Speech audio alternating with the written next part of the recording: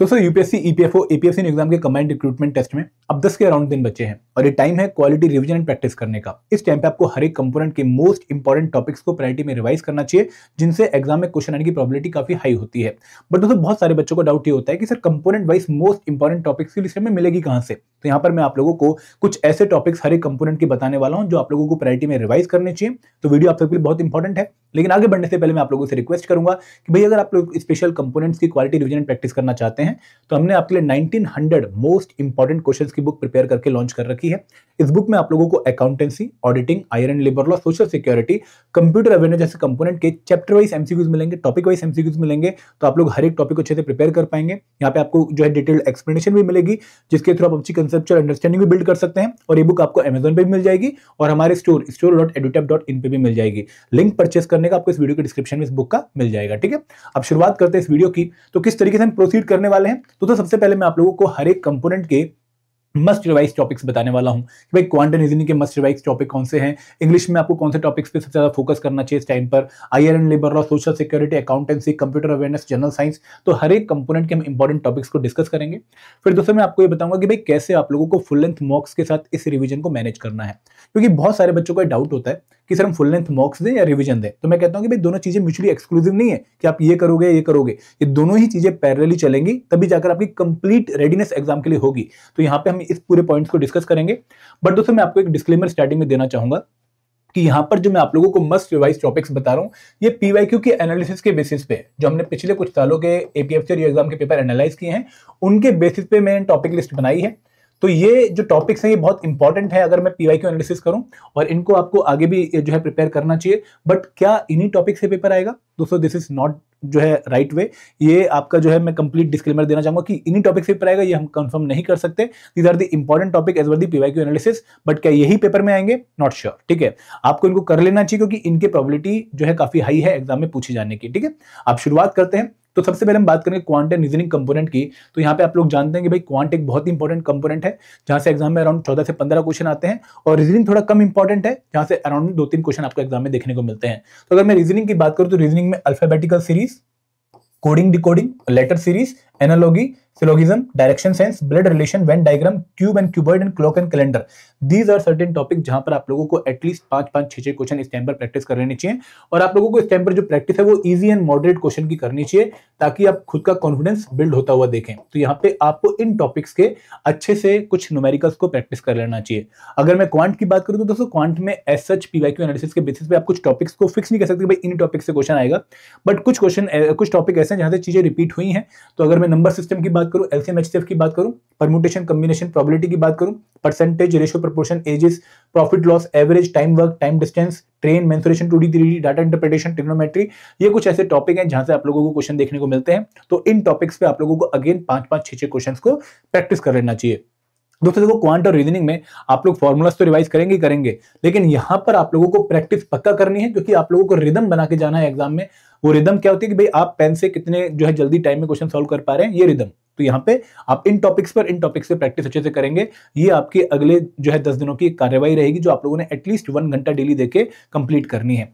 उसके बाद दोस्तों अगर मैं बात करूं जनरल इंग्लिश की, तो जनरल इंग्लिश में phrasal verbs, synonym, antonym, idioms and phrases, rearrangement मतलब सेंटेंस रीअरेंजमेंट, जहां पर आप लोगों को कई बार जो है S1 S6 करके 2 स्टेटमेंट दे देते हैं और आपको बीच की 4 स्टेटमेंट अरेंज करनी होती है। कई बार आपको सीधी 4 स्टेटमेंट दे देते हैं ABCD, आपको इनको अरेंज करना होता है कि भाई क्या जो है अरेंजमेंट बनेगा ताकि एक मीनिंगफुल सेंटेंस बन जाए। तो ये क्वेश्चन काफी एग्जाम में आ रहे हैं, पिछली बार 5 क्वेश्चन पूछे गए थे। एंड रीडिंग कंप्रेंशन से भी 5 क्वेश्चन एग्जाम में आते हैं। तो these are the topics in general English, जहां पर अगेन आप लोगों को 5-5, 6-6 क्वेश्चन प्रैक्टिस करने चाहिए। दोस्तों यहाँ पे देखो एक बार आप इनकी जो है नरवी सर की वीडियोस देख सकते हैं, अगर आप लोगों ने हमारा कोर्स ज्वाइन कर रखा है, काफी अच्छे से उन्होंने इनको कवर करवाया है। तो फिर आप इनके ऊपर एमसीक्यूज प्रैक्टिस कर सकते हैं। आप हमारी टेस्ट सीरीज में अगर हैं तो वहां पर आपको हर एक टॉपिक के ऊपर क्वेश्चंस मिल जाएंगे, आप उसको भी प्रैक्टिस कर सकते हैं। आगे बढ़े, अगर बात करें आईआर एंड लेबर लॉ की, एक ऐसा कंपोनेंट जहां से एग्जाम में अराउंड 15 क्वेश्चन आते हैं और बच्चों का पेन पॉइंट बना हुआ है पर्टिकुलर कंपोनेंट। तो यहाँ पे आप लोगों को आईआर में ट्रेड यूनियन वाला टॉपिक अच्छे से कवर करना है, settlement of industrial dispute and labour welfare and wages. ये 3 टॉपिक ऐसे हैं जो आईआर में हमें थोड़े फ्रीक्वेंटली देखने को मिले हैं। तो इन टॉपिक्स को आपने अच्छे से कवर कर लेना है। एंड दोस्तों अगर मैं एक्ट की बात करूं तो ये 7 एक्ट ऐसे हैं जिनसे हमें लगातार पिछले कुछ सालों में एग्जाम में क्वेश्चन देखने को मिले हैं। इसके अलावा 5 एक्ट और है labour laws, total 12 labour laws हैं, बट ये 7 आपको हर बार देखने को मिलेंगे। लेकिन जैसे बिल्डिंग एंड कंस्ट्रक्शन एक्ट है, माइंस एक्ट है, उससे में 2023 में पहली बार क्वेश्चन देखने को मिला था।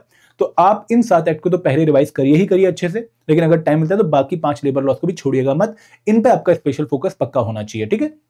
Payment of wages act 1936, minimum wages act 1948, trade union act of 1926, factory act of 1948, industrial employment standing order act of 1946, industrial dispute act of 1947 and payment of bonus act of 1965। And दोस्तों यहाँ पे देखो, इस time पे जब आप revise कर रहे हैं तो फैक्चुअल पॉइंट्स पे आप लोगों का फोकस बहुत अच्छे से होना चाहिए, क्योंकि कंसेप्चुअल क्वेश्चन एग्जाम में कम आता है। यहाँ पे फैक्ट बेस्ड क्वेश्चन ज्यादा आते हैं लेबर लॉ से, कि भाई क्या लिमिट है, क्या ड्यूरेशन है, कितनी अवधि है किसी चीज की। तो ये पर्टिकुलर पॉइंट्स आप लोगों ने इन पर्टिकुलर एक्ट से अच्छे से कवर कर लेने हैं। अगर मैं सोशल सिक्योरिटी की बात करूं तो सोशल सिक्योरिटी में 3 एक्ट जो बहुत इंपॉर्टेंट है वो है employee compensation act, employee state insurance act and payment of gratuity act. इसके अलावा जो हमारा ईपीएफ एक्ट है और मैटरनिटी बेनिफिट एक्ट है वो थोड़े कम इंपॉर्टेंट है, but these are very important act. तीनों ही एक्ट से हमें हर बार क्वेश्चन देखने को मिला है। अगर मैं स्कीम्स की बात करूं तो रिटायरमेंट स्कीम लाइक अटल पेंशन योजना, एनपीएस, उन पे आपका फोकस होना चाहिए। Ministry of labour and employment अगर कोई स्कीम लॉन्च कर रखे वो हमें प्रायोरिटी में कवर करनी है। And ministry of health, family and welfare scheme जो है वो हमें अच्छे से कवर करनी है। तो ये स्कीम्स में हमारा स्पेशल फोकस इस टाइम पर होना चाहिए। अगर बात करें अकाउंटेंसी की, देखो अगेन आप में से बहुत सारे बच्चे अकाउंटेंसी को लेट स्टार्ट कर रहे हैं, एक पेन पॉइंट बना हुआ है अकाउंटेंसी काफी बच्चों का। तो यहाँ पे देखो अकाउंटेंसी में हम बोलते हैं कि भाई 20 टॉपिक आपको प्रिपेयर करने चाहिए, बट क्योंकि अब टाइम बहुत कम बचा है और आप सारे टॉपिक रिवाइज नहीं कर पाओगे, तो इन टॉपिक्स पे आप लोगों का स्पेशल फोकस पक्का होना चाहिए। Introduction to accounting, theory base of accounting, जहाँ पे प्रिंसिपल्स ऑफ अकाउंटेंसी बहुत इंपॉर्टेंट है, recording transaction part 1 and part 2, trial balance, bill of exchange, income statement. अब दोस्तों यहाँ पे ना बहुत तगड़े तगड़े न्यूमेरिकल सॉल्व करने की आपको जरूरत नहीं है। अब फॉर्मूला बेस्ड एक एक दो न्यूमेरिकल प्रैक्टिस कर लीजिए, क्योंकि न्यूमेरिकल एग्जाम में आने के चांसेस काफी हाई हैं। Then balance sheet, ratio analysis, cash flow statement, ये टॉपिक कंप्लीट आप रिवाइज कर लीजिए, क्योंकि इनसे आपको एग्जाम में अराउंड 70 से 80% क्वेश्चन देखने को मिलते हैं। तो these topics are very very important for the examination. आगे बढ़े, अब बात करें कंप्यूटर अवेयरनेस की। अगेन काफी बच्चों को कंप्यूटर अवेयरनेस में दिक्कत होती है, तो पूरा कंप्यूटर अवेयरनेस इस टाइम पर आप रिवाइज जो करेंगे तो बहुत टाइम लग जाएगा। आप इन टॉपिक्स पे स्पेशल फोकस दीजिएगा। मेमोरी ऑर्गेनाइजेशन, रैम रोम की जो फीचर्स होती हैं, कौन सी मेमोरी फास्ट होती है, कौन सी स्लो होती है, कौन सी जो है छोटी होती है, कौन सी बड़ी होती है, ये सारी चीजें कवर करनी है। High level languages like Python, Java, उनसे पिछली बार भी क्वेश्चन पूछा गया है। एचटीएमएल के tags and attributes, markup language like HTML, XML, ये आपको कवर करना चाहिए। नंबर सिस्टम, बाइनरी जो है कन्वर्जन हेक्साडेसिमल में, ऑक्टेन नंबर में, ये number system and computer hardware, ये कुछ टॉपिक्स हैं कंप्यूटर अवेयरनेस में जो आप लोगों को अच्छे से इस टाइम पर रिवाइज कर लेनी चाहिए। यहाँ पे कोई भी कंफ्यूजन आपके माइंड में नहीं होनी चाहिए। अगर मैं जनरल साइंस की बात करूं तो जनरल साइंस में फिजिक्स भी आती है, बायोलॉजी भी आती है, केमिस्ट्री भी आती है। तो फिजिक्स में आप लोगों को Newton's law of motion, electricity and magnetism, light, जो 3 टॉपिक है अच्छे से कवर करने चाहिए। दोस्तों यहाँ पे कोई भी आप लोगों को जो है कमी नहीं छोड़नी है। आपके कंसेप्ट एकदम क्लियर होने चाहिए, भाई कनकेव लेंस क्या होता है, कन्वेक्स लेंस क्या होता है, कौन से जगह पे हम कौन सा लेंस यूज करते हैं, कौन से जगह पे हम कौन सा मिरर यूज करते हैं। कुछ फॉर्मुलास आपको पता होने चाहिए, क्योंकि यहाँ पे पिछली बार एक न्यूमेरिकल भी पूछा गया है, तो आप लोगों को यहाँ पे कोई भी डाउट नहीं होना चाहिए। केमिकल्स इन डेली लाइफ की भाई जो है बोरिक एसिड क्या होता है, एसिड्स एंड बेसिस जो हमारी डेली लाइफ में देखने को मिलते हैं, टर्मरिक जो है उसमें कौन सा एसिड है, या फिर लेमन में कौन सा एसिड है, सिट्रिक एसिड वगैरह, वो हमें सारी चीजें कवर करनी है। केमिकल रिएक्शंस के ऊपर क्वेश्चन पूछा जाता है, acid basis and metal and non metal, these are the important topic from chemistry. और बायोलॉजी में सेल्स एंड टिश्यू से जो है काफी क्वेश्चन आते हैं, पिछली बार डीएनए के रिगार्डिंग क्वेश्चन पूछा गया था। And human physiography is a very important topic, जहाँ पे digestive system, circulatory system, muscular system, इनसे क्वेश्चन आने के चांसेस होते हैं। तो जनरल साइंस में आपका काफी बड़ा पोर्शन मैंने बता दिया है, बट जनरल साइंस क्योंकि काफी स्कोरिंग 10 क्वेश्चन एग्जाम में आते हैं, तो आपने इन टॉपिक्स को अच्छे से प्रिपेयर कर लेना है। आगे बढ़ते हैं, हिस्ट्री एंड कल्चर की बात करें। अगेन दोस्तों इस टाइम पर काफी बच्चों का pain point history and culture बना हुआ है।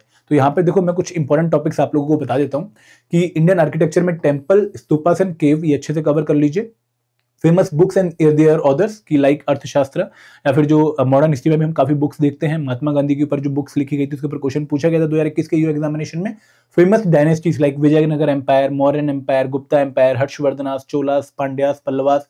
Economic and administrative policy of British like Mahalwari settlement, Ryotwari settlement. Then Indian National Congress and its sessions, ये बहुत इंपॉर्टेंट टॉपिक है, हमें 2 साल से लगातार क्वेश्चन देखने को मिल रहा है।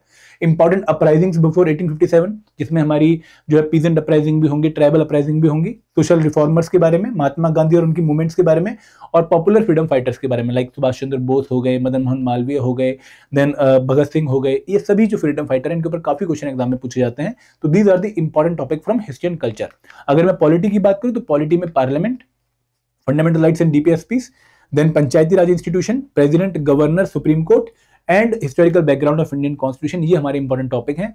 और दोस्तों इनसे आपको एग्जाम में अराउंड 70% क्वेश्चन पक्का देखने को मिलेंगे, बिकॉज ये टॉपिक कहीं ना कहीं न्यूज में भी रहते हैं और इन टॉपिक से पहले काफी क्वेश्चन पूछे भी गए हैं। अगर हम आगे बढ़े, इंडियन इकोनॉमी की बात करें तो इंडियन इकोनॉमी की वेटेज हल्की सी आपको एग्जाम में कम देखने को मिलती है, बट कुछ टॉपिक काफी इंपॉर्टेंट है, like monetary policy, fiscal policy. Fiscal policy में भी आपको डेफिसिट्स के बारे में अच्छे से क्लैरिटी होनी चाहिए। यहाँ पे आपको जो है टूल्स के बारे में अच्छे से क्लैरिटी होनी चाहिए, ठीक है। इसके बाद आपको इन्फ्लेशन के बारे में पता होना चाहिए कि भाई WPI कौन रिलीज करता है, क्या होता है, CPI क्या होता है, डिफ्लेटर क्या होता है।